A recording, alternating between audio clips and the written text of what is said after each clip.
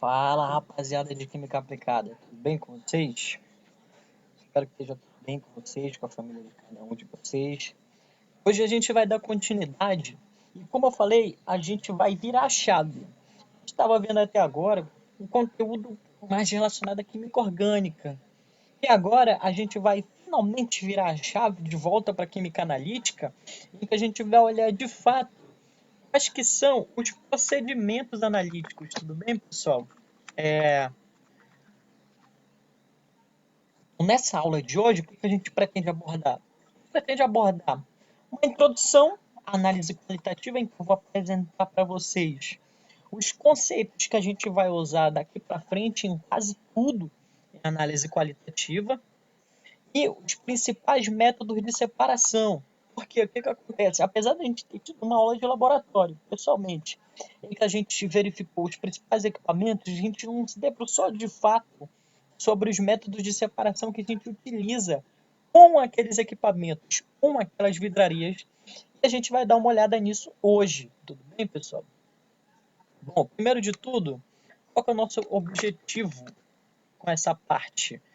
Pessoal, o objetivo é que vocês tenham habilidade para entender os princípios de análise qualitativa, ou seja, diferenciar análise qualitativa de análise quantitativa, entender quais são as definições de conceitos que a gente utiliza, assim como ter as competências necessárias para identificar as técnicas de análise qualitativa e métodos de separação. A gente vai dar uma olhada geral, principalmente sobre esses métodos que a gente utiliza nas análises, tudo bem?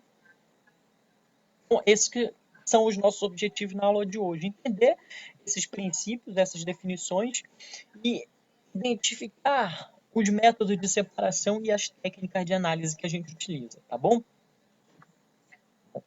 Qual que é a nossa motivação para isso? Tá indo tudo de uma vez. Qual que é a nossa motivação para isso? Pessoal, o que acontece é o seguinte, ó. A química analítica, ela envolve aspectos que são uma interseção de diversas áreas em que ela pode ser aplicada. Ela pode ser aplicada tanto na toxicologia, para identificar, por exemplo, na contaminação de um determinado meio ou de um determinado organismo, de uma pessoa, pelo que aquela pessoa foi intoxicada. Na bioquímica, por exemplo, para identificar meios, para identificar substâncias que estão presentes em meios de cultivo, que podem ser úteis, né? Que podem ser úteis para produzir fármacos e tal. Na biomedicina e na farmácia também.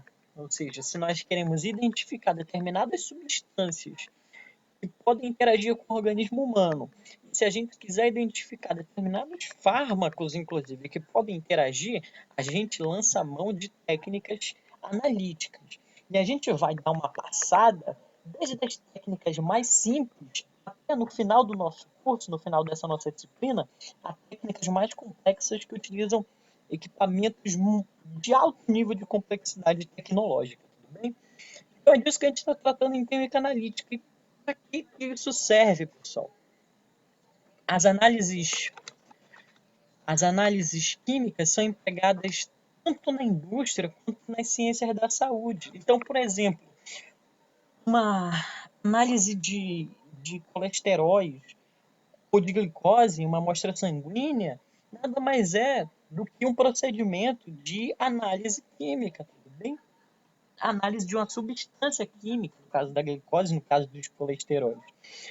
Uma análise, por exemplo, para testar a qualidade de determinado fármaco ou de um determinado meio de cultivo em uma indústria, também é uma análise química, certo?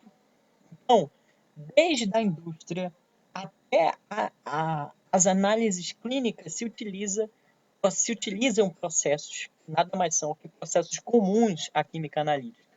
Bom, por exemplo, são feitas medidas da concentração de oxigênio e dióxido de carbono em milhões de amostras de sangue para identificar, diagnosticar e tratar doenças, né?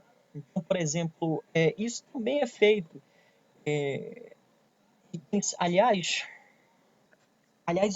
isso tem sido muito feito. Não é que isso tem sido feito, isso tem sido muito feito, principalmente no momento em que a gente vive. Então, o que acontece? Um dos tipos de análise que é feita para identificar se uma pessoa ela está com a função respiratória ok, é uma análise da quantidade de oxigênio ou dióxido de carbono que está circulando na corrente sanguínea dela. É um procedimento analítico que lança a mão de um certo nível de tecnologia que a gente vai chegar nesse ponto e que é útil para saber se a pessoa está bem dos pulmões, se a troca gasosa está acontecendo bem. E isso tem sido feito muito ultimamente por causa de toda essa situação da pandemia, em que essa doença ela provoca um grave desequilíbrio nessa função das trocas gasosas, ou seja, a pessoa fica com cada vez menos oxigênio no sangue, se ela tiver nessa condição. Então, o equipamento e a técnica que se usa para medir a quantidade de oxigênio no sangue, a concentração de oxigênio, nada mais é do que uma técnica analítica, tudo bem? Então, esse é outro exemplo de medida analítica, que é de técnica de análise química que é utilizada e tem sido muito utilizada atualmente, e que é uma motivação para a gente entender essas técnicas. Além disso, vamos dar outro exemplo totalmente diverso disso daí, ó. As medidas quantitativas de cálcio no plasma sanguíneo ajudam a diagnosticar problemas na tireoide, entre outras aplicações. Então, tudo que envolve análise de substância, seja dentro do organismo, seja num contexto de produção de fármacos, etc., são análises químicas. Então, esse que é o nosso objetivo, é entender química analítica aqui no nosso curso, na nossa disciplina. Beleza? E a gente vai começar do começo, da introdução à química analítica qualitativa, certo? E a gente vai entender a diferença entre esses dois aspectos da química analítica. Bom,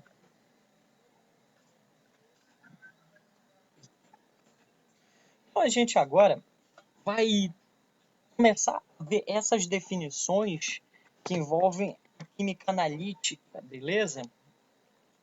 É muito importante a gente ter em mente sempre daqui em diante, tá?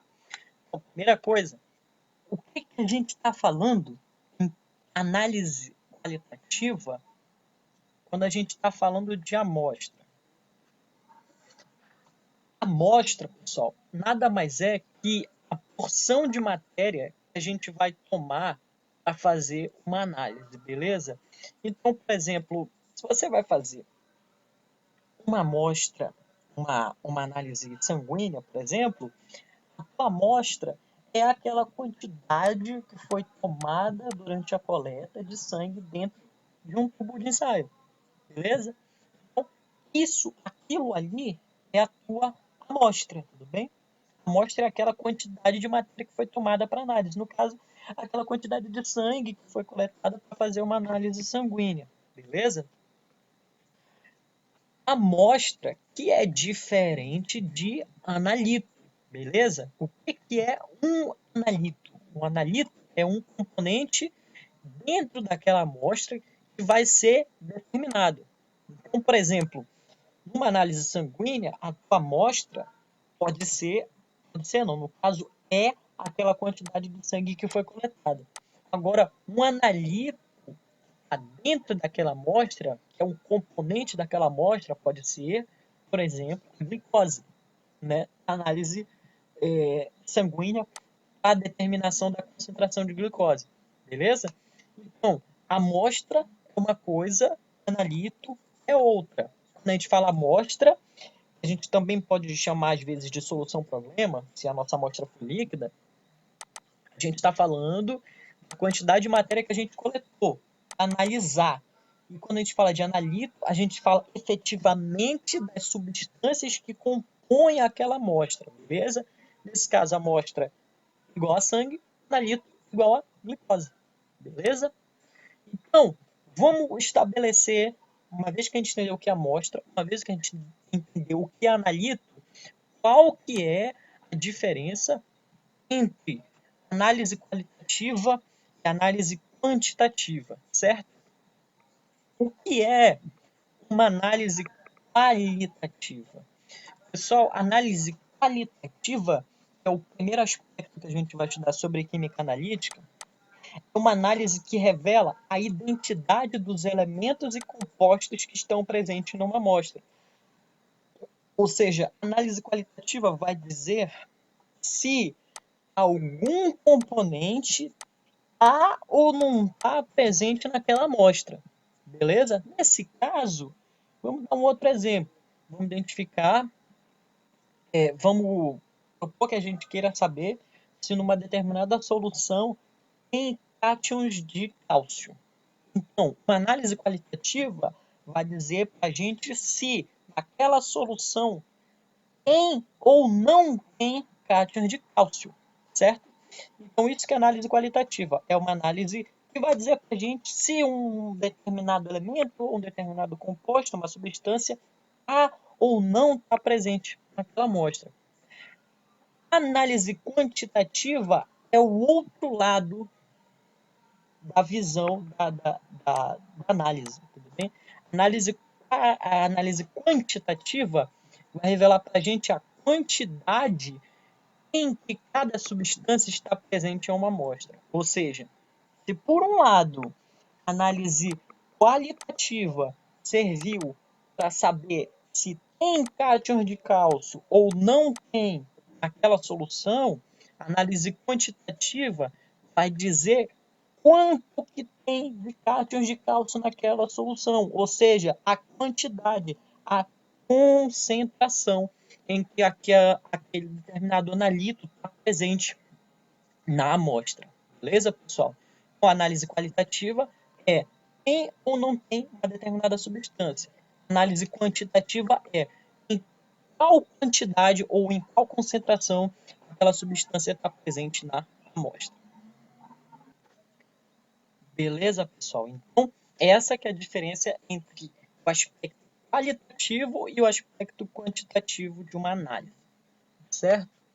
Então, a gente pode dar um exemplo agora biológico, para ficar mais fácil para vocês de entenderem qual que é o aspecto qualitativo e qual que é o aspecto quantitativo.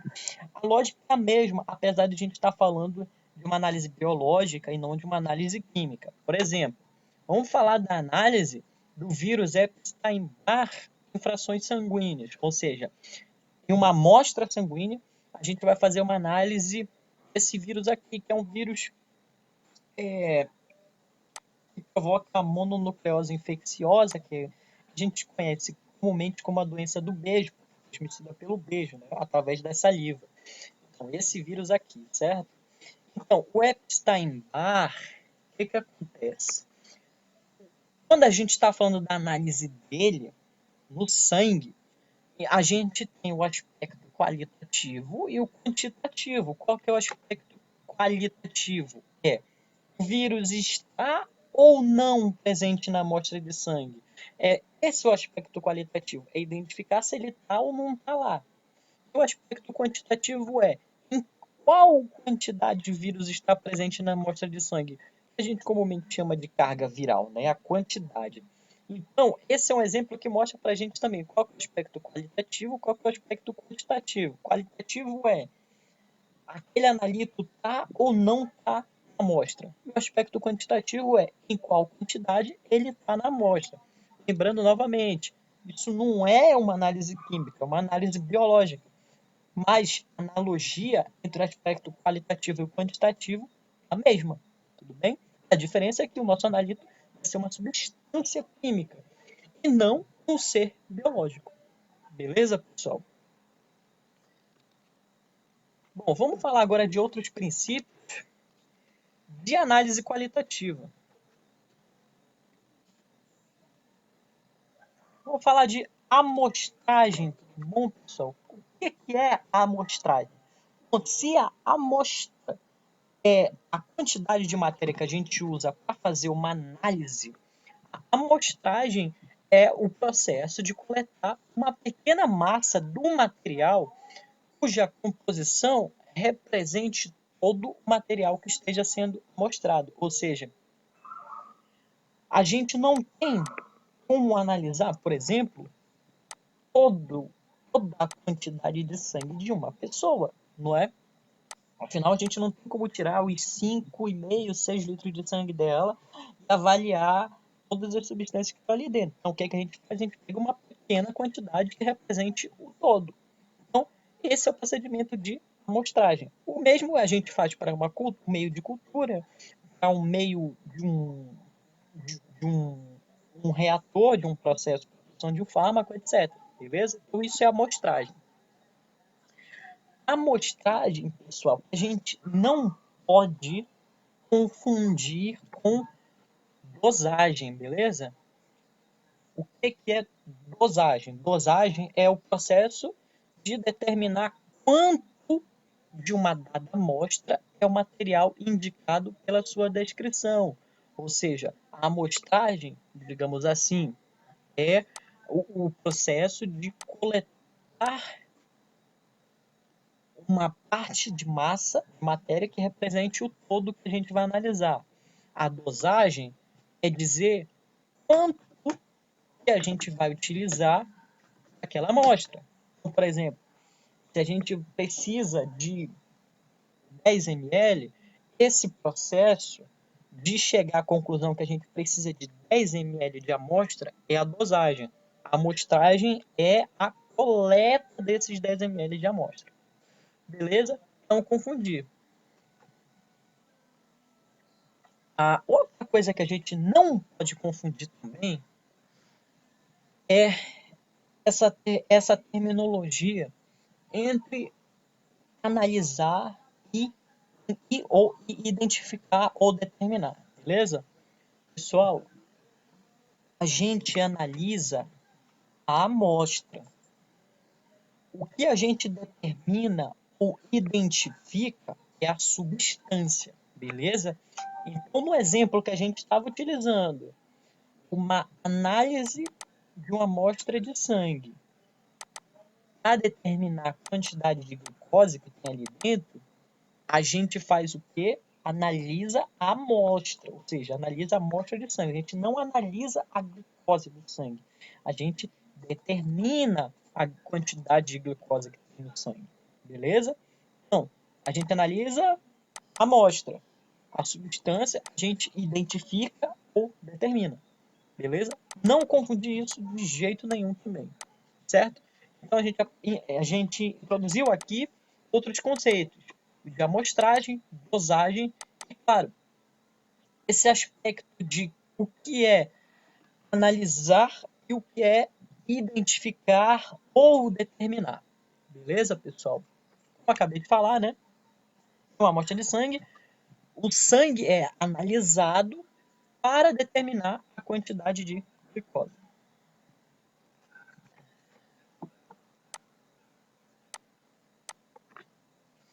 Então, pessoal, no geral, qual é o procedimento de uma análise química qualitativa qualquer, beleza? Ou seja, o que a gente vai fazer numa análise em que a gente quer saber se tem ou não tem uma determinada substância numa amostra.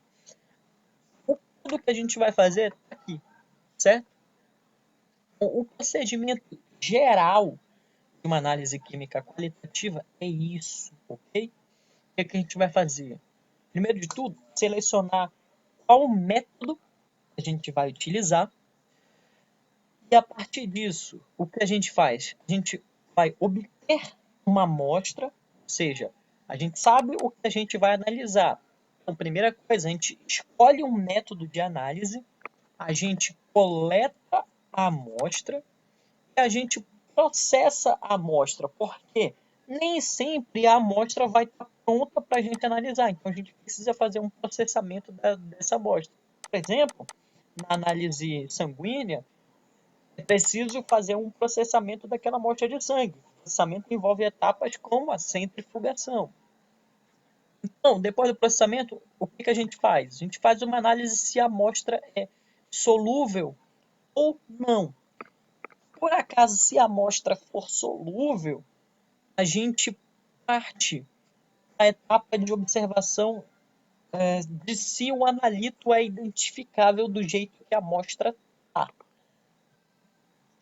Se o analito for identificável, a gente parte para o procedimento de eliminação de interferências e aí sim, finalmente, de fato, o procedimento de identificação. Esse procedimento de identificação a gente vai ver.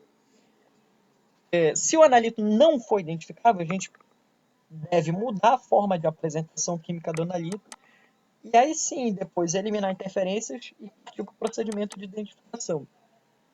E isso, esse é o caminho se a amostra for solúvel. Se a amostra não for solúvel, é preciso realizar algum procedimento de dissolução química. Isso aqui é um método geral de todas as análises químicas qualitativas. A gente vai entender melhor o que é cada uma dessas etapas agora, beleza? Mas o fluxograma, no geral, é sempre esse aqui. O que vai mudar é a forma como cada uma dessas etapas vai se apresentar a cada tipo de análise, a cada tipo de substância que a gente quer identificar. Bom, o que a gente quer dizer em seleção do método? A gente não está vendo aqui, ó, seleção do método. Então, o que a gente quer dizer quando a gente está falando da seleção do método de análise? Pessoal, a seleção do método é uma etapa que envolve considerar o nível de exatidão requerido, o tempo e os recursos que estão disponíveis para análise. Ou seja, você tem hoje uma gama de técnicas para analisar uma mesma substância. Só que depende do nível de exatidão que você quer na tua análise o método que você vai selecionar. Então, por exemplo, você pode lançar mão de uma técnica que é antiga e tem um nível de exatidão relativamente baixo, quando você não precisa dessa exatidão toda, tudo bem? Agora, se você tiver tempo disponível, recursos disponíveis, precisa de um nível alto de exatidão, você lança mão de técnicas que envolvem equipamentos complexos e alta tecnologia na sua análise, beleza? Então, a seleção do método diz respeito a isso, tudo bem? Apesar o nível de exatidão, tempo de recursos para escolher qual vai ser a técnica, tudo bem?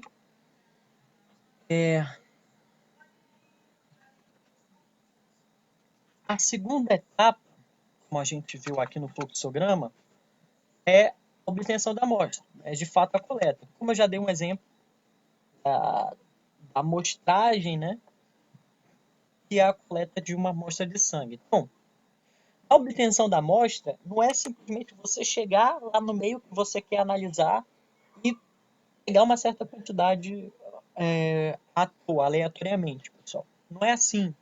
O que acontece na etapa de obtenção da amostra? Vários outros aspectos têm que ser considerados. Então, por exemplo, se o material é homogêneo ou heterogêneo, é o principal aspecto que tem que ser considerado na obtenção da amostra. Então, por exemplo, existem algumas dificuldades em certos tipos de amostras biológicas, principalmente, em que você pode pegar uma certa quantidade, e aquela quantidade que você pegou não representa o todo, porque pode ter algum desbalanço de concentração de analito naquela quantidade em relação ao todo. Exemplo, dificuldade nas amostras biológicas. Um movimento da mão, enquanto você está fazendo uma coleta, né, de amostra de sangue, pode causar flutuação na concentração de oxigênio do sangue naquele local, naqueles vasos sanguíneos ao redor, né, do ponto que está sendo feita a coleta. Então, essa flutuação na quantidade de oxigênio pode ser prejudicial porque vai indicar um nível de quantidade desse analito na amostra que não representa o todo. Tudo bem? Então, esse é só um dos exemplos de dificuldades em obtenção da amostra que tem que ser considerado. Beleza? Então, seleção do método é pesar qual vai ser a técnica que vai ser utilizada. A obtenção da amostra é, de fato, a amostragem, só que não é você chegar aleatoriamente e pegar uma certa quantidade. Você realmente tem que pesar alguns aspectos, como a homogeneidade da amostra e o quanto que ela representa o todo. Em relação ao processamento da amostra, o que vai acontecer? O processamento, como eu também já cantei, é o preparo da amostra no laboratório. Ou seja, a gente vai, no processamento, tornar a amostra apresentável para a realização de uma determinada técnica. Isso envolve etapas de trituração, mistura, secagem, todos esses métodos de separação que a gente também vai ver nessa aula. Então, por exemplo, se a tua amostra é uma amostra sólida e ela se apresenta uma forma em que ela tem partículas grandes que não podem ser tratadas como partículas grandes, é preciso que você triture aquela amostra e assim por diante. Outros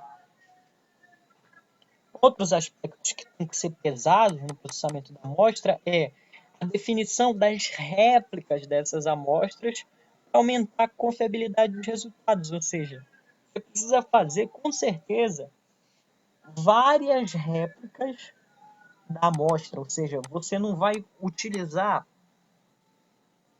um teste só e determinar que aquele teste ele diz com total confiabilidade que o resultado dele, de fato, para aquela amostra, representa o que acontece no todo. Você precisa utilizar para uma determinação de substância, por exemplo, pelo menos 3, às vezes 5, às vezes 10 testes de uma amostra para determinar com confiabilidade o resultado. Beleza? Além disso, outro aspecto que a gente tem que pesar é a solubilidade do analito, os processos de aquecimento e ignição da amostra no ar, se a gente for fazer uma análise a seco, tudo isso, beleza? Então, tudo isso é pesado na questão do processamento da amostra. Outras etapas envolvem a eliminação de interferências, ou seja, eliminar substâncias que possam interferir na tua medida. Então, por exemplo, se a gente está falando de identificação de uma substância sólida num meio sólido, contém uma certa quantidade de umidade, essa certa quantidade de umidade pode com certeza interferir na tua análise, pode interferir na tua medida. Então, eliminar a interferência nesse caso significaria eliminar a umidade nesse caso dessa amostra. Eliminar a umidade poderia ser feito, por exemplo, através de um processo de secagem. Você seca e a umidade sai, eliminando aquela interferência. Então, essa é uma etapa que também é comum a qualquer procedimento de análise e deve ser conduzida e deve pesar todas as substâncias que podem interferir na tua medida. E, finalmente, a gente está falando, por último, né, do procedimento de identificação em si. Ou seja, a gente tem várias etapas anteriores ao que de fato é a técnica analítica, que é o procedimento de identificação, que é a determinação de fato de se o componente está ou não na amostra devidamente preparada, né? Esse aspecto de se o componente está ou não é o aspecto qualitativo, como a gente já falou. Então, vamos a um exemplo, pessoal. Um exemplo muito bom de diferença de métodos, técnicas de análise, mas cujo fluxograma da análise em si é o mesmo. Então, por exemplo, a gente pode avaliar a quantidade, ou melhor dizendo, a gente pode avaliar se existe em uma determinada amostra em algum nível cátions de potássio de uma forma que requer um baixo nível de exatidão, com poucos recursos e com pouco tempo, através desse meio aqui, que é o teste de chama. Ou seja, se avalia por meio da cor da chama se naquela tua amostra existem cátions de potássio. Isso é um meio de avaliar, uma técnica antiga, mas que se você tem tempo e recursos reduzidos, você pode utilizar, se você não requer exatidão na tua análise. Agora, a gente pode lançar a mão também de recursos altamente complexos e altamente tecnológicos para identificar potássio numa amostra. É, por exemplo, métodos cromatográficos que a gente vai ver no final do nosso curso, dessa nossa disciplina. Então, esse método envolve a excitação de uma certa quantidade mínima de matéria, de amostra, para identificar, através da quantidade de energia emitida por aquela amostra, quantidade de energia eletromagnética emitida por aquela amostra, se aquele determinado elemento ou substância, mesmo exemplo, potássio, está presente ou não está ali. Que a gente identifica por meio de um tempo característico e um sinal característico, uma amplitude de sinal, se aquele elemento ou substância está presente ou não. É uma coisa relativamente complexa. Acho que vai ficar muito mais simples quando a gente for estudar com mais detalhes a cromatografia. Então, desde o teste de chama até a cromatografia, nós temos técnicas das mais simples às mais complexas que vão todas lançar mão desse fluxograma em comum. Beleza? Em que a gente seleciona o método, obtém a amostra, processa a amostra, vê se a amostra é solúvel, se dá para identificar o analito, elimina interferências e aí de fato faz o procedimento de identificação. No caso do teste de chama, queimando a amostra no bico de Bunsen. A gente queima de fato a amostra aqui, nesse bico de Bunsen, e aí, se a chama tiver tal cor, a gente sabe que tem potássio ali. Agora, esse é um método simples e o outro método complexo, a cromatografia, envolve outras etapas muito mais complexas que a gente vai ver mais para frente, beleza, pessoal? Mas o fluxograma em comum é realmente esse aqui, tá bom? Bom, entendido esse fluxograma de análise qualitativa, vamos falar agora sobre escala de trabalho, certo? O que é a escala de trabalho em análise qualitativa, pessoal? Escala de trabalho é um parâmetro que a gente vai utilizar na determinação da técnica de identificação que a gente vai lançar a mão. Ou seja, a gente está falando em escala de trabalho de quanto de massa vai ter a nossa amostra, certo? E esse tanto de massa que a gente vai utilizar vai implicar em qual técnica que a gente vai lançar mão na identificação, certo? Então, escala de trabalho é quantidade de amostra. Ponto. Então, em escala de trabalho, a gente fala de macroanálise, certo? Macroanálise, quando a gente está falando de amostras relativamente grandes, ou seja, quando a tua amostra tem um volume maior que 5 ml ou uma massa maior que 100 miligramas. Isso é macroanálise. Ou seja, tratamento de amostras grandes, o que é uma amostra grande? Uma amostra que tem mais de 5 ml.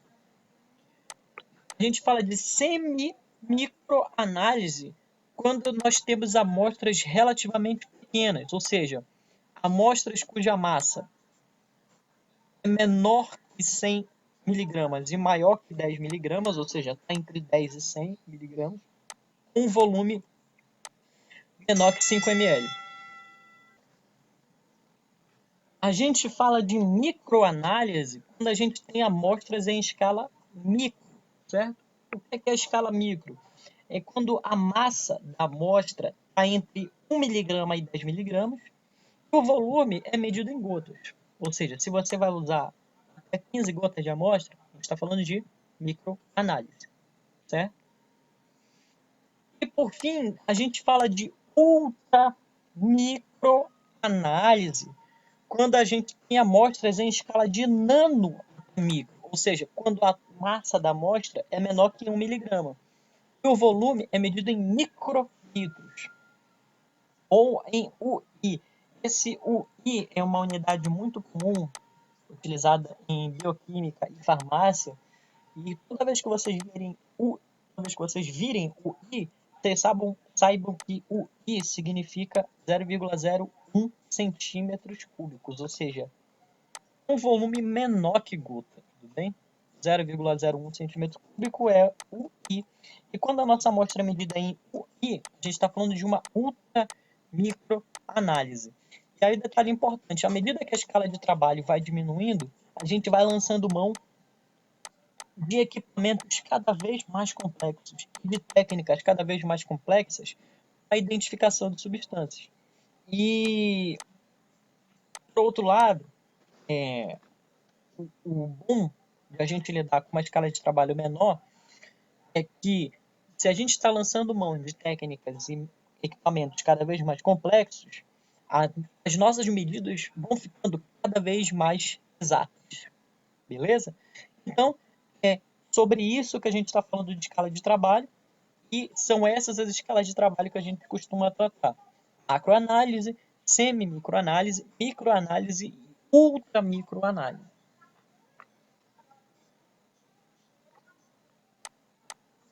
Aí, eu falei de uma das vantagens da microanálise, mas vamos pesar o seguinte, tá, pessoal? Quais que são as vantagens e desvantagens de cada uma? Pessoal, acontece o seguinte: a macroanálise são utilizadas grandes quantidades de amostras. Como eu falei, amostras maiores que 5 ml. Isso vai resultar em um tempo relativamente demorado na preparação da amostra. Ou seja, a gente vai precisar lançar mão de mais operações unitárias, a gente vai precisar filtrar, a gente vai precisar centrifugar, vai precisar cristalizar algum analito. Ou seja, a gente perde muito tempo na macroanálise.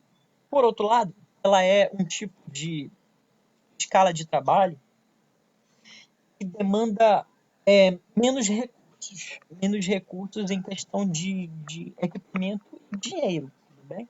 Ou seja, o nível de complexidade tecnológica na macroanálise é menor, por isso se gasta menos. Por outro lado, o tempo é demorado, certo?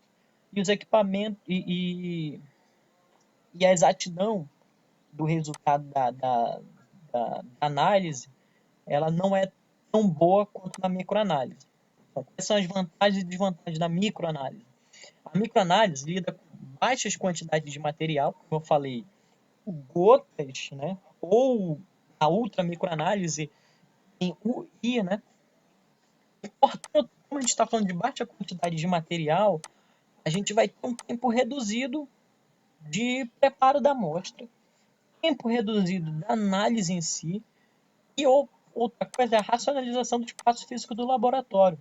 Na macroanálise, a gente precisa utilizar um monte de vidraria, um monte de equipamento, um monte de material. A gente precisa de um espaço grande no laboratório para desenvolver a macroanálise.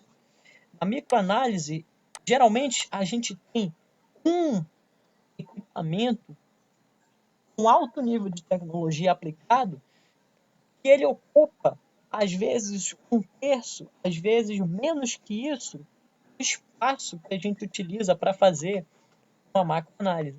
Ou seja, a gente precisa de menos espaço no laboratório para desenvolver uma microanálise. Além disso, a gente tem na microanálise maior eficiência nos métodos de separação, já que é muito mais fácil separar com maior eficiência uma amostra que está em escala de gotas do que uma amostra que está em escala de ml. E essas são as vantagens, mas tem uma grande desvantagem. Qual é? Requer mais infraestrutura, ou seja, a gente precisa lidar na microanálise com equipamentos extremamente puros, com reagentes extremamente puros, que são extremamente caros, equipamentos que são extremamente caros por terem um alto nível de tecnologia aplicada, certo?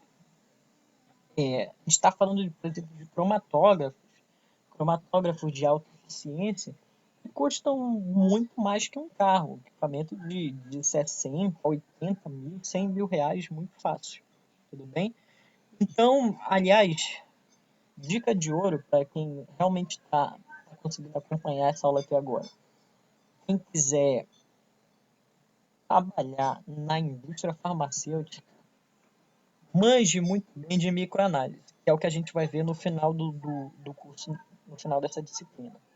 Manje de cromatografia gasosa, manje de HPLC, que é cromatografia líquida de alta eficiência, e vai ficar desempregado nunca e vai ganhar muito bem. Beleza? Na próxima aula a gente vai falar de métodos de separação e operações unitárias que são lançadas mão nas análises qualitativas, nas técnicas em si, e também dos equipamentos e materiais que a gente utiliza nessas técnicas, nesses métodos de separação. Beleza, pessoal? Espero que todo mundo tenha conseguido entender muito bem. Quem não conseguiu entender alguma parte, pode chegar para mim e falar, pô, professor, não entendi nada que o senhor falou aqui. O que significa isso aqui que o senhor apontou, mas o senhor explicou? Eu também não entendi nada. Pode chegar comigo e falar, seja por e-mail, por WhatsApp, a gente está aí para isso. Beleza, pessoal? Então, muito obrigado a todo mundo que conseguiu assistir até aqui. Com todos um ótimo estudo. Espero que todos estejam bem, a família esteja bem. E mando um abraço para todos vocês, pessoal.